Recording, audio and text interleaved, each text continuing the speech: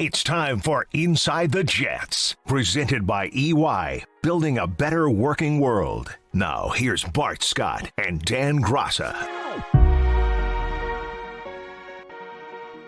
And welcome into another edition of Inside the Jets, presented by EY, building a better working world. Dan Graca alongside Bart Scott. Hope everybody had a nice few days off with the Jets coming off a Thursday night affair. Bart, how was your weekend, my friend? All good? It was quiet. I had nothing to do on Sunday but watch other football teams play and not watch my beloved Jets. But I tell you what, man, it was a lot is going on in this league. I tell you what, one thing I realized is we don't know anything about this league. This thing is going to go down to the wire. You know, you can call this really upset Sunday. You know, when you think about, the Atlanta Falcons, winning. You think about the Denver Broncos winning.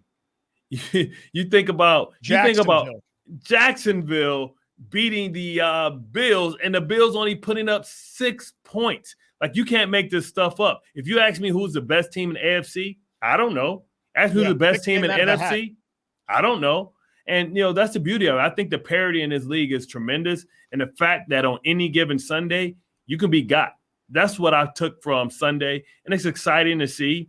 And it lets you know that all fan bases should still be engaged. You still have a whole half a season to go. Injuries can really change the outcome or the outlook on a team. Cincinnati we thought was the cream of the crop. They fall to the Odell-less Cleveland Browns.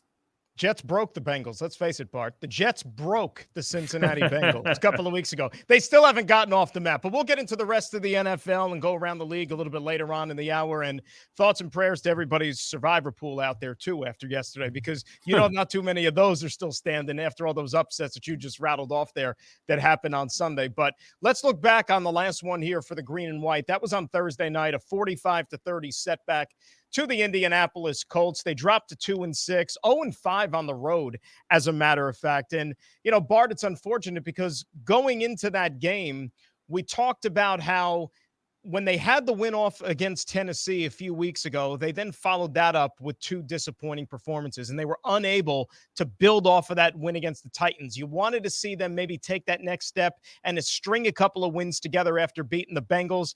They just weren't able to get it done. Yeah, of course. And whenever your starting quarterback goes out, the one who's taking the majority of the reps for the entire week, it's tough to deal with. And, you talk about, Johnson and what he was able to do. It was tremendous. But it changed the offense a little bit. And also it really made the Jets have to get outside of what I believe they really wanted to do, which was to really control the time of possession, run the football. That was good. It's not all bad, right? When you think about how Elijah Moore was able to kind of continue to build and grow, two touchdowns. You talk about, the array of the ball being spread around, everybody kind of eating a little bit. You are concerned with the fact that Croft had a tremendous play, but then he lacerated his lung. But all in all, you can say it was some very positive things to build off from the offensive side of the ball. Now, on the defensive side of the ball, it was a bit of a reality check because for the first time, I think all year, the Jets were physically dominated. And we're used to seeing them, or we've seen them lose maybe because of confusion and lack of communication. This was a good old-fashioned butt whooping, and everybody has to take accountability for that. Coaches, players, and all have to come and figure out how does that never happen again, because now that it's on film, teams that may not have a great offensive line as the Colts are still going to attempt it until you stop it. And Jonathan Taylor kind of just ran rapid, and Hines, and we all saw it. But sometimes it's a humbling experience. I've been part of games like that where you just can't figure it out, and the team is just has your number. And they had a tremendous game plan. They had a lot of yo-yo motion, and people are like, oh, what's yo-yo motion? That's when you take the tight end off and he goes one way, comes back the other. And they caught the Jets early on with a change of strengths. And, you saw a lot of guys running around trying to communicate with each other. And that's something they have to learn, when you are being attacked that way, how to deal with it. And I don't think the Jets have ever been attacked that way with, the yo-yo motions, getting guys communicating, quick snapping the ball and catching guys out of their gap simply because they have to change the strength of motion when the tight ends move or when the receivers moves. So that package will be a point of emphasis, I'm sure. And if they do lose, they won't lose because of a lack of communication because they've already did that one. Well, and you talk about it too, and we heard that kind of emanate from the game a few days ago, right? And just it speaks to the importance of pre-snap and how you really have to be aware of what the other team is doing, and whether that's the film study that you do during the week. And not only that, because there could be a team that goes out there and puts new wrinkles into the game plan where they're going to show you maybe some different looks that you're not accustomed to seeing from them, though. But then that's the communication that you have to rely on from whether it's your guys who are calling the signals on the field. It's such a multi-step process right before the ball is even snapped. Fans just, foul the ball, see where the ball's going. But there's so many things that go into each and every play. And a lot of it is even before the thing even gets started. Yeah. So, and that's kind of what I was alluding to, the pre-snap and post-snap recognition. When you're kind of running and shifting and, because change of motion, you lose your eyesight. You're not looking at your keys because you're too busy communicating and saying, okay, going from what we call is a rip call, which basically means right. And we talk a Liz call that basically means left. And when they motion, you have to change the strip from rip to Liz, and it can catch you in that moment. But what we used to do with Rex, when we run against teams that do that, we just went with a call where we could close it to the field, and we figured out how to be interchangeable. And that's the next step, right? Because you have a bunch of young guys that have to go through a lot of things together to talk about how they're going to combat after the adjustment's been made to their adjustment. So maybe next time they're in their situation, they'll go with a call that's predicated on a boundary or field so that teams can't dictate to them the rules of engagement. And on a very short week, it's hard to be able to have a game plan where you can have counters, right? You kind of go with a game plan or a similar game plan to the week before. And if a team puts a major wrinkle, you're trying to kind of, get recon and try and change it on the fly because you guys haven't practiced it in practice. And with a young team, it's hard to kind of put new things in while you're playing.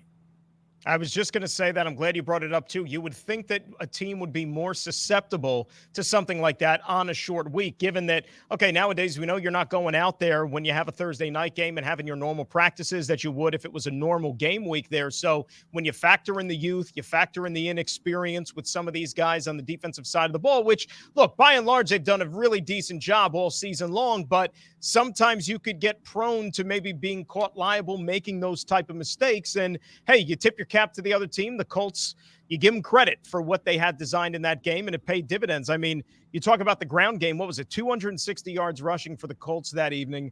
Jonathan Taylor was a beast, whether it was on the ground, out of the backfield, you name it. And unfortunately, it left the Jets kind of scratching their heads from a defensive standpoint.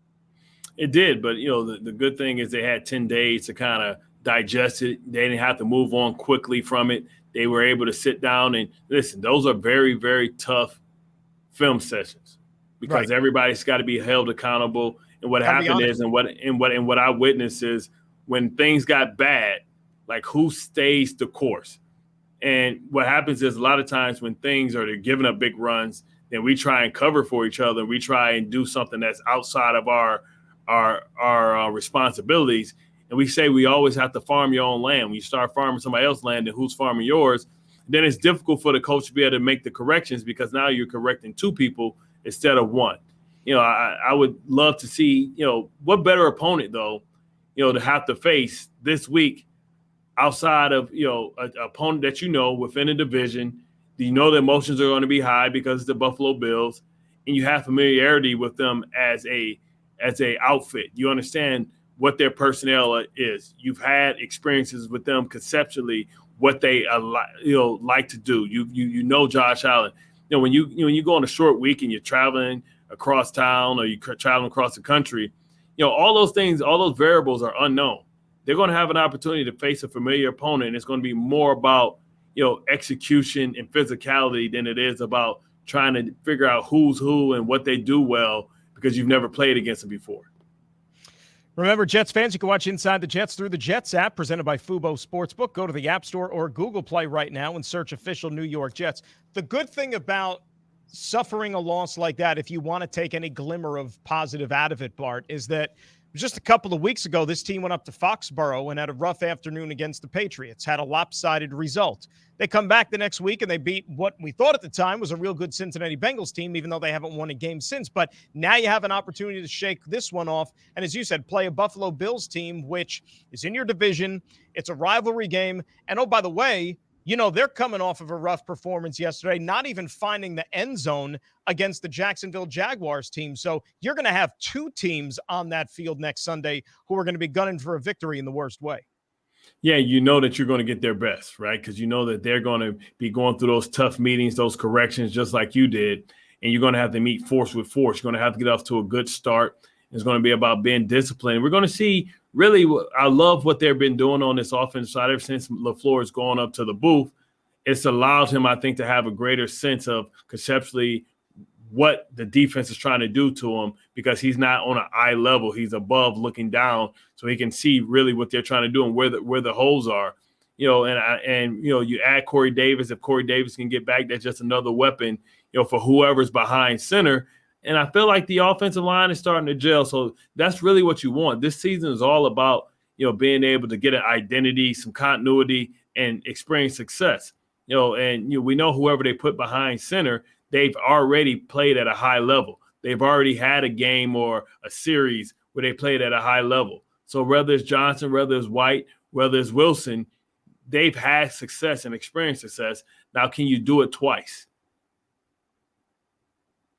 Yeah, and I mean, you look at the offense, you make a good point. I mean, the last two times out, they put up close to 1,000 yards in the last two games. And hey, we could all sit here and, make jokes or whatever about LaFleur being up in the booth and lock the door, don't let him out and all those things. But it's all contributing to certainly a difference on the field. The offense is operating a lot more smooth. You're seeing them doing things that we didn't see them do for really the first quarter of the season here. Now, Coach Saleh said earlier today that both Mike White and Zach Wilson should return to practice starting on Wednesday. So then the question's going to lie, who do you start as the quarterback against the Buffalo Bills? Either way, if you want to talk about Mike White for a second, because we've seen him play the last couple of games, even the quarter that he played against Indianapolis, he moved the team up and down the field. He looked comfortable, in charge, and command of this offense here. And under his watch at the very least, whether it's the offense benefiting from what they're able to do on the field, you have a guy like Zach Wilson, who I think by watching is gaining that experience of just maybe a different set of eyes, if you will, of seeing, okay, next time I step out under center,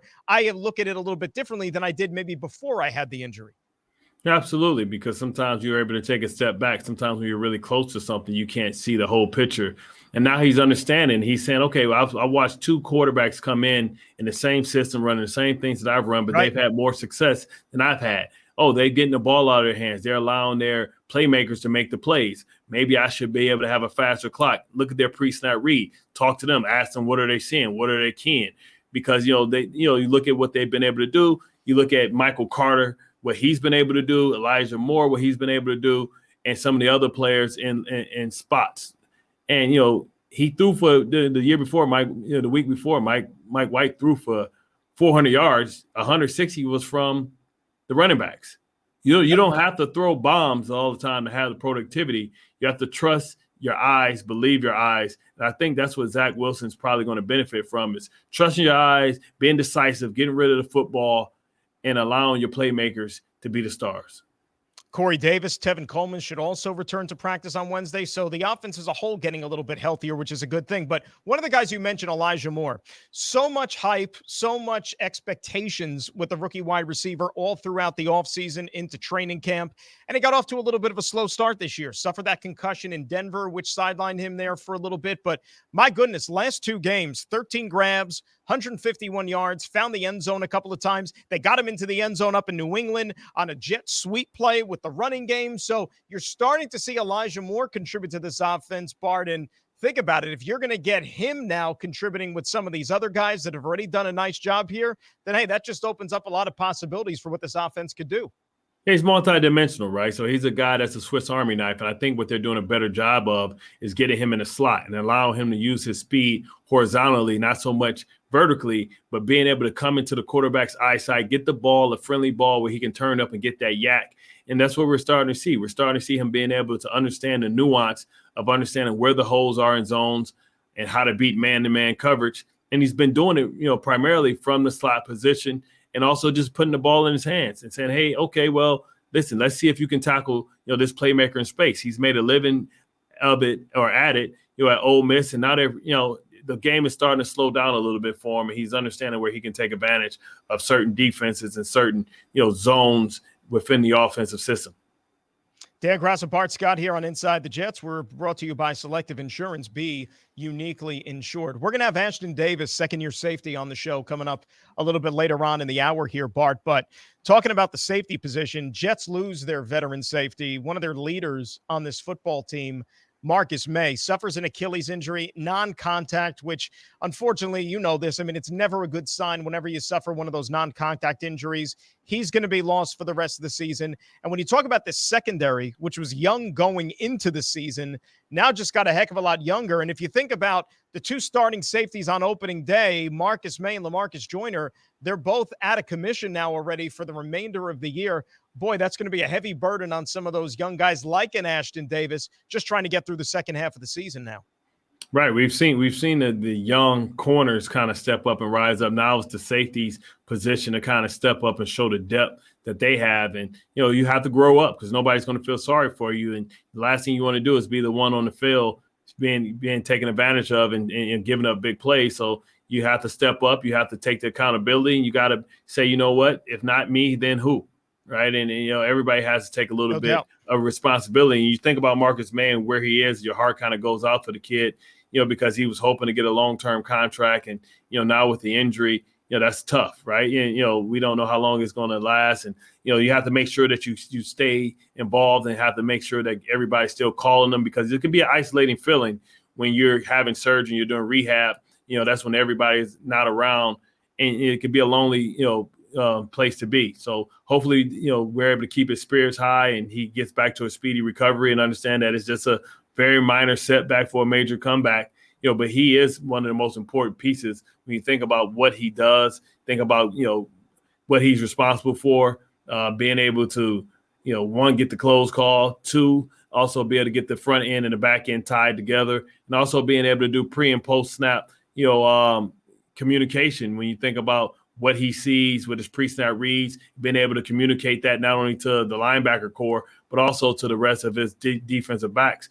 It's going to be sorely missed, but, maybe the good thing out of it is now when he comes back, he's going to have two guys that can kind of share the responsibility as far as communicating to everybody what we are doing, and so that everybody can be on the same page. No doubt, and we wish all the best to Marcus on a recovery which goes as smooth as possible here as he works his way back from the Achilles. When we come back here on Inside the Jets, we are going to talk to the second-year safety out of Cal. He is Ashtyn Davis. Dan Graca, Bart Scott coming back here on Inside the Jets, presented by EY, building a better working world. And welcome back to Inside the Jets, presented by EY. Dan Graca alongside Bart Scott. It's time now for our player guest segment, also brought to you by EY, building a better working world. And we're joined here by Jets second-year safety Ashtyn Davis, who's nice enough to join us here on the program. Ashtyn, Dan Graca, Bart Scott, thanks for joining us today. How are you, my friend? I'm doing well. Thank you guys for having me. Coming off last week, the loss on Thursday night, short week, you were able to watch a little football. And I know I always love when I had Thursday night football, you can get a perspective about what's going on in the league because you're not really concerned with your team.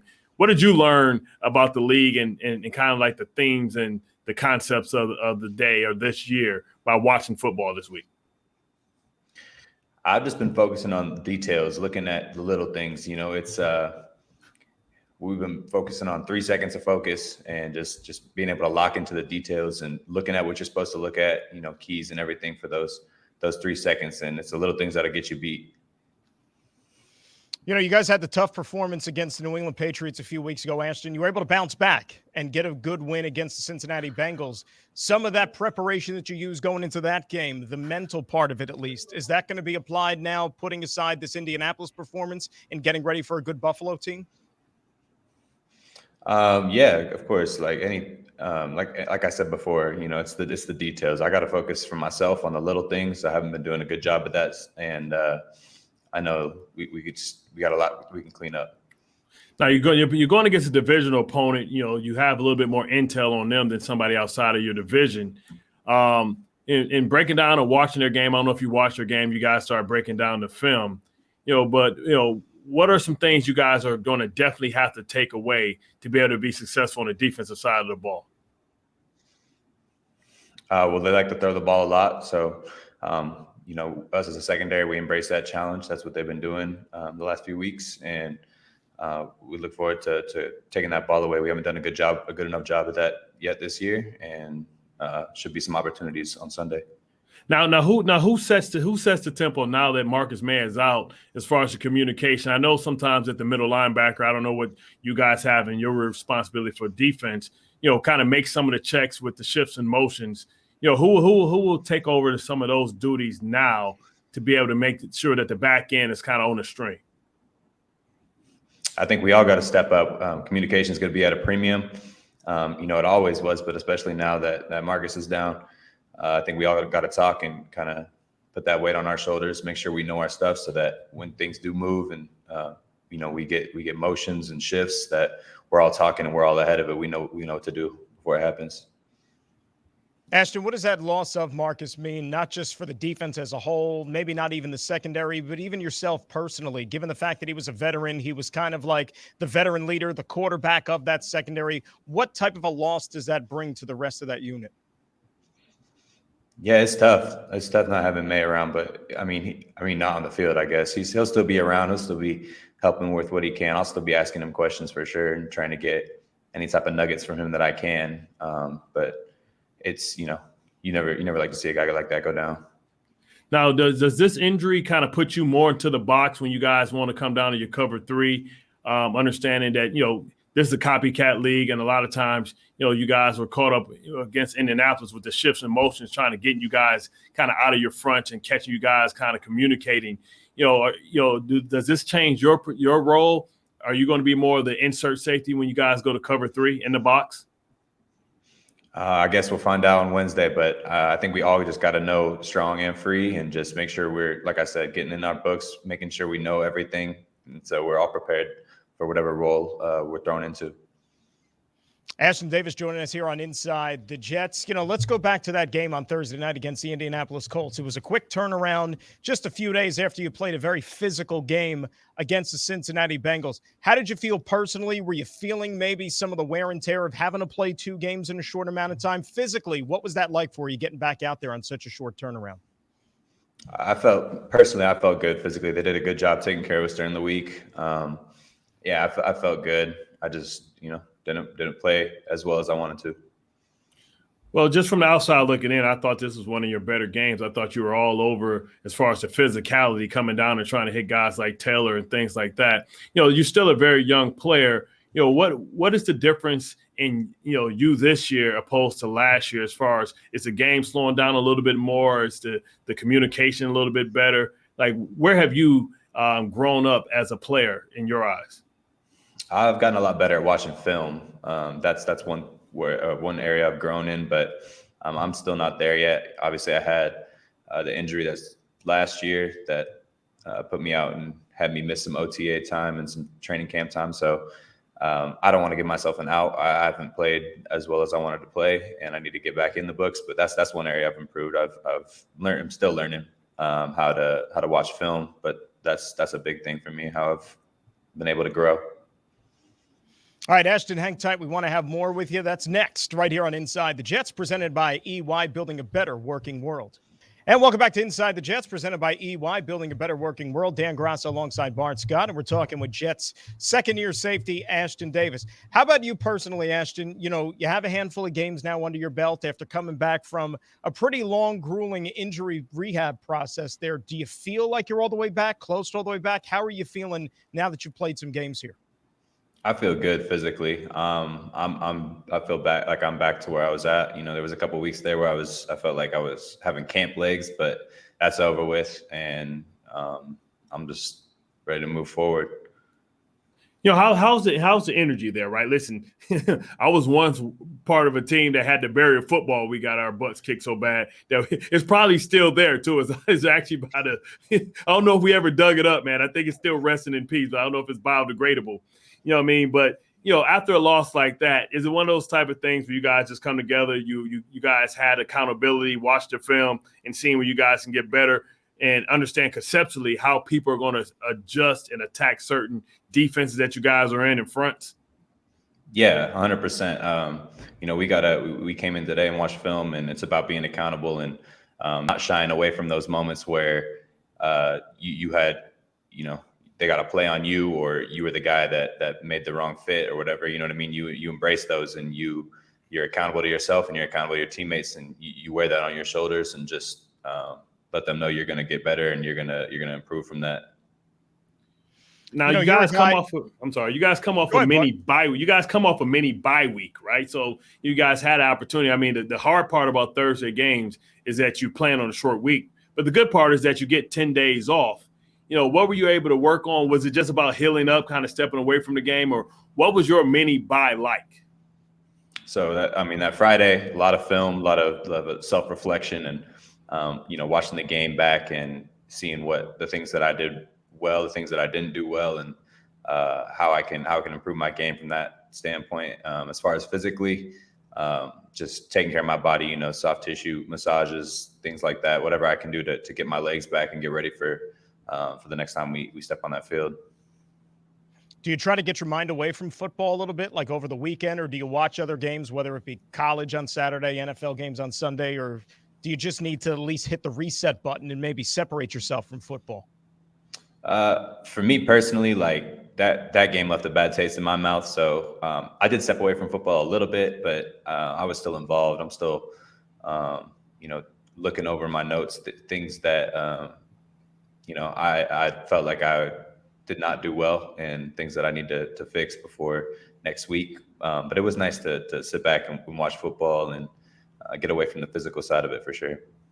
We're fans before we're peers, right? So I can remember, growing up, and of course that was the time when Ray Lewis was the best linebacker in the game. And, I used to have the little any dogs in the house, roof, roof, roof type of chant down. Everybody kind of did right before. And then I stepped into the building, and now he was my peer. When you got here, we all have that aha moment where you have to say, I can't be a groupie. But like, who's the safety that you looked up to in college? And, what do you like about their game, and how do you try and steal from that person as far as being able to kind of add some of the attributes to your game? Yeah, I watched a lot of safeties in college. I watched, some of Micah Hyde, some of guys that had kind of the same body type as me and same attributes as me. I watched a lot of those guys. My aha moment, I would say, is when I got in the locker room with Frank Gore, though. I grew up in the Bay Area, so I was a Niners fan. And, like you said, once you get in the locker room with them, you don't want to be a groupie. You got to realize that you guys are peers now.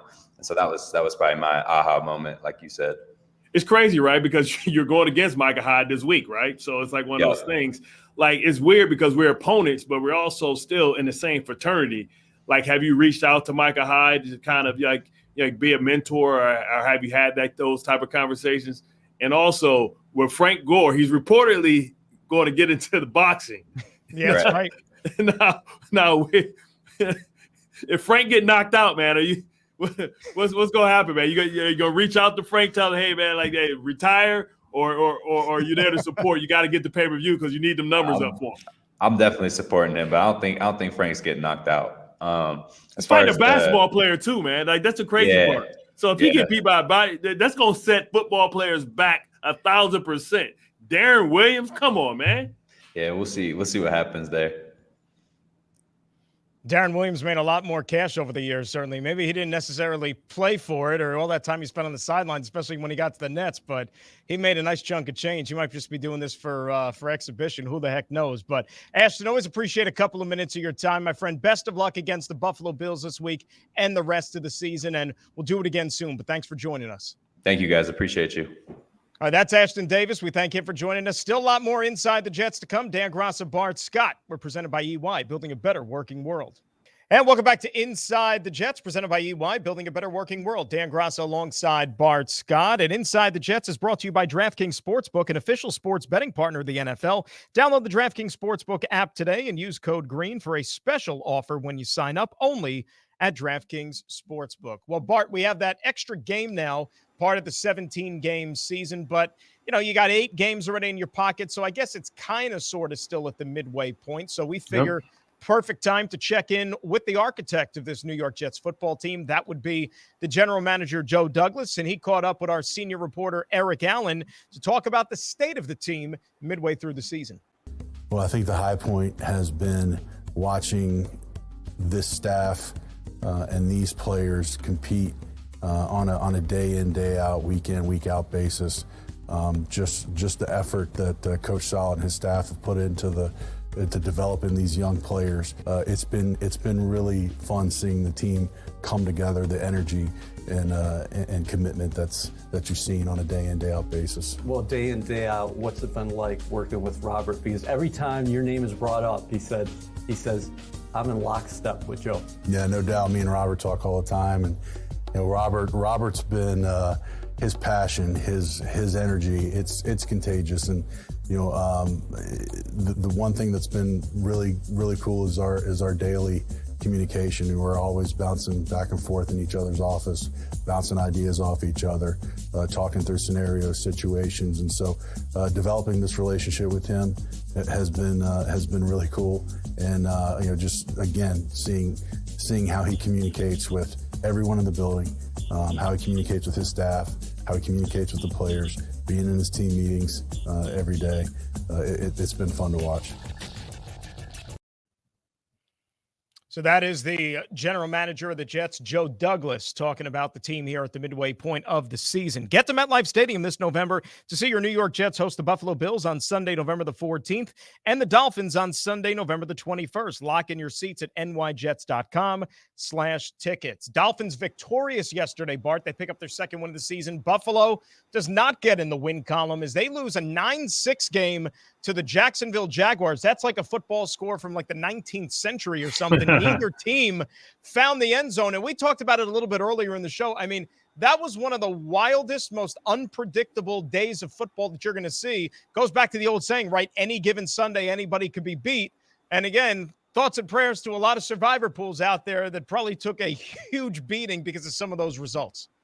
Yeah, you talk about Josh Allen being the best Allen, as Josh Allen from the Jaguars really almost hit for the cycle. You talk about being able to get an interception, a fumble recovery, and a sack, right? And, you just talk about it. It's really is any given Sunday. And, Jaguars didn't do anything great as far as from the X and O standpoint when you think about, Lawrence only threw for like 116 yards, but that was all they needed. He didn't mess up the game. He showed growth. They played hard and they had belief. Because at any point, if you let go of the rope in a 6-9 game, all it takes is one touchdown to kind of really, to swing the pendulum back and forth as far as like who has the momentum and how hard it was. Points was at a premium.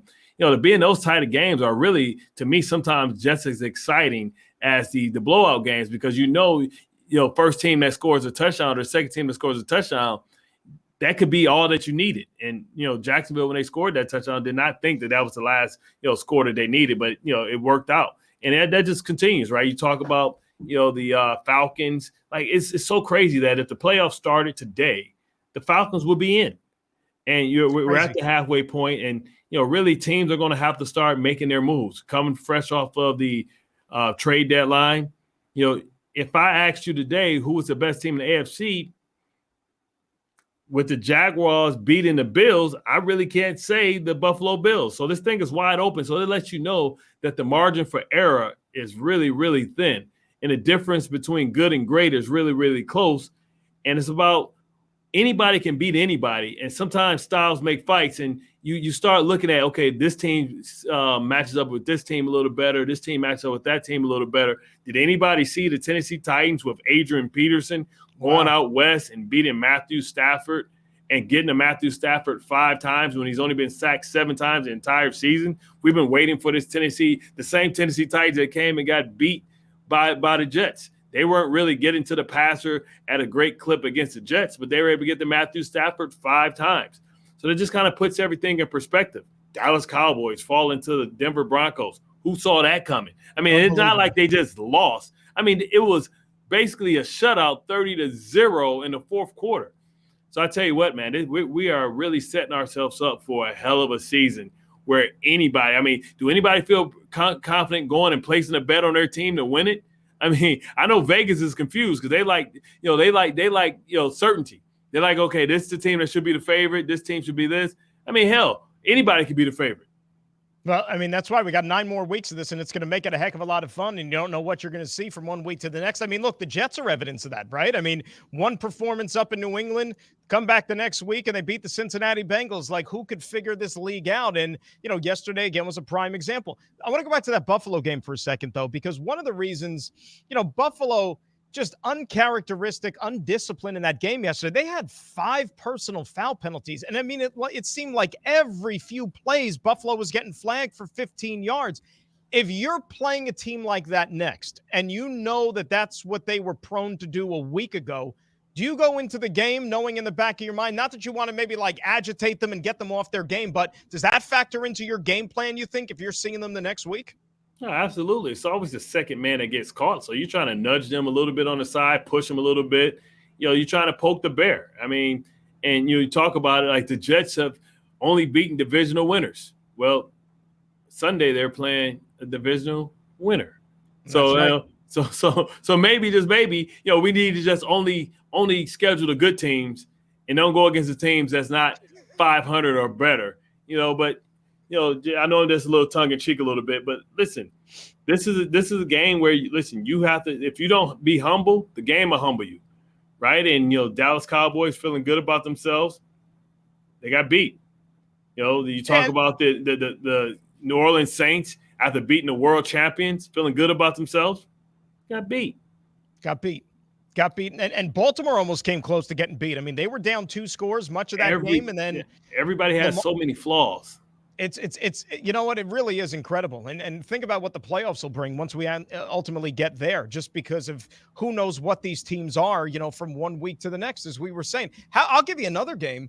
I mean, how about even Arizona with Colt McCoy, without DeAndre Hopkins, going into Santa Clara and beating the Niners on their home field? I mean, Jimmy G had another rough afternoon there. You just can't figure this league out there. But I give Arizona a ton of credit, too, because, again, without Kyler Murray, coming off that loss on the previous Thursday night, which was a painful defeat to Green Bay, to bounce back, shorthanded, go on the road, beat a divisional opponent, I think it said a lot about Arizona, too.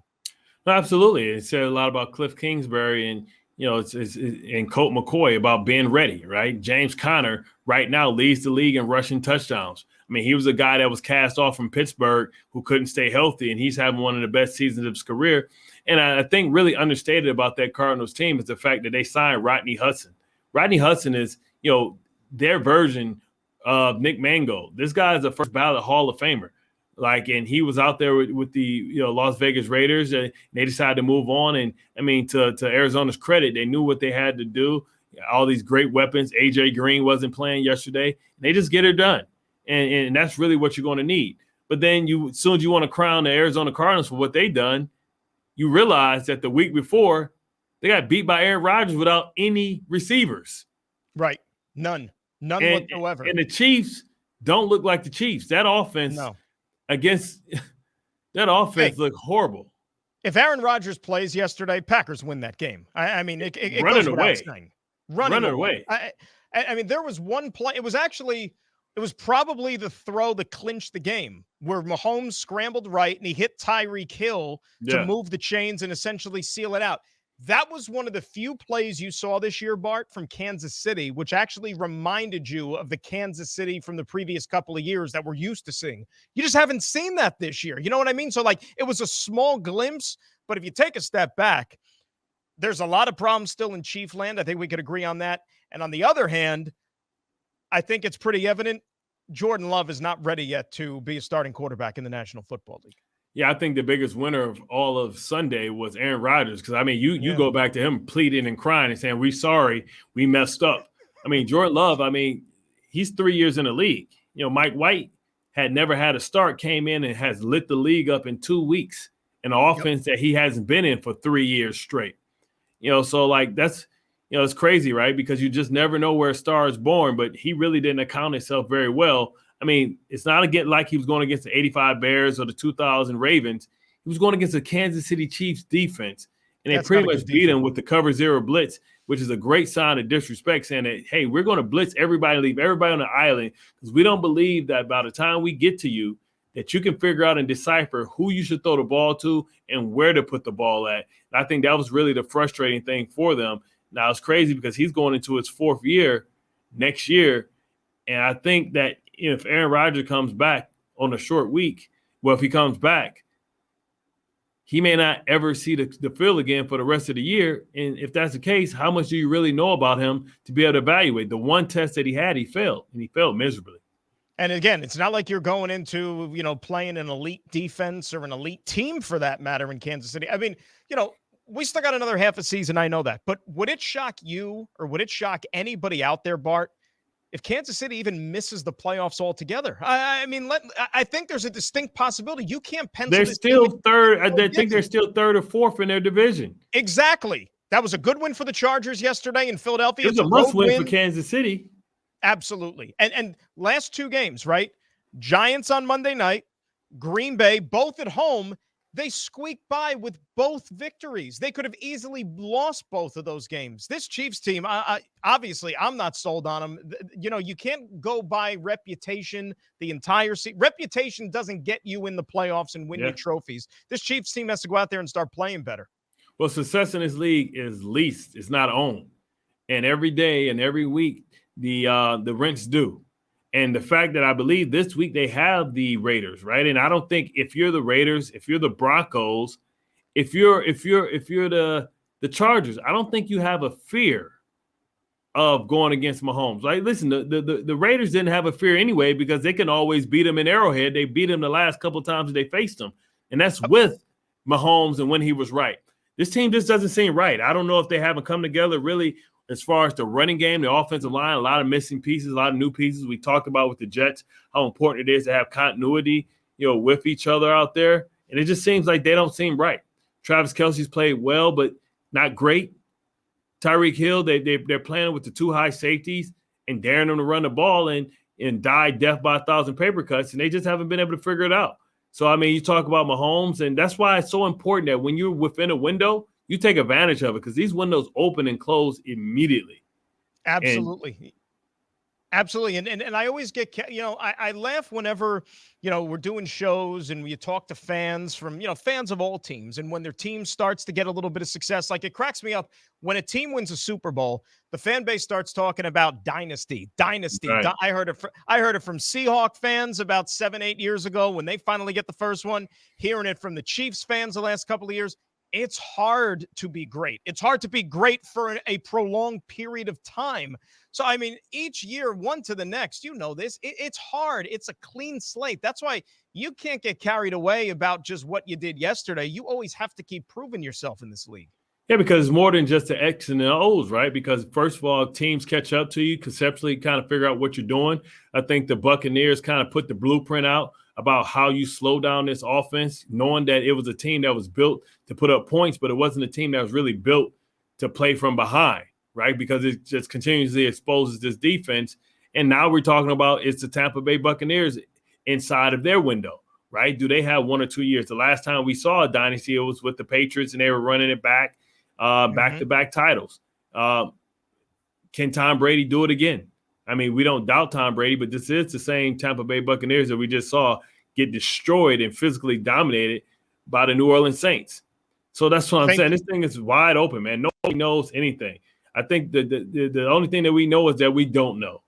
And it's going to be exciting. And that really poses for high numbers because if I'm a fan base outside of 4 or 5 teams, I am all locked into the fact that, hey, we got a chance to beat anybody. And if we show up right that day and they don't show up right, we could be sending them home. And that's a message Jets and Jets fans have to take into this game on Sunday against the Buffalo Bills. All right, they might be in first place, but proved it yesterday. Obviously, they can be beat. And really, you look at together, right? It's 2 divisional opponents back-to-back at home in MetLife Stadium. After Buffalo, it's the Miami Dolphins. So you're back to rivalry games now. Jets haven't seen Buffalo or Miami yet. So this is an opportunity to prove yourself. If you want to ultimately have success, you first got to take care of your division first before you worry about beating other teams. Well, for the Jets, it's all about showing that, listen, it's safe to come, right? I think Duvernay really, hit the nail on the head. The fact that he was willing to waive his no-trade clause because he believes that, hey, they're building something over here, right?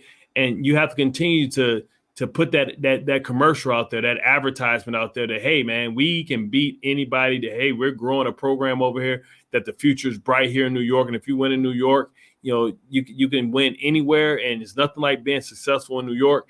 And that's what it's all about. This is about trying to make sure that you get experience for the young guys, that you set a standard of excellence to live up to, that you continue to show that it really is no gas, no brakes. When you say all gas, no brakes, what does that mean?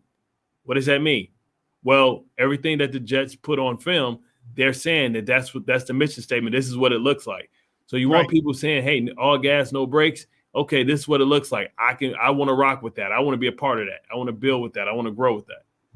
No doubt about it. And another opportunity, like I said, coming up against the Buffalo Bills this week. We'll see who the starting quarterback is going to be, whether it's Mike White, whether it's Zach Wilson. They both should be a practice coming up on Wednesday here, and the coaches will decide who's going to get the starting nod. Bart, we're out of time, my friend. Great stuff from you as always. And, hey, we're going to do it again next week.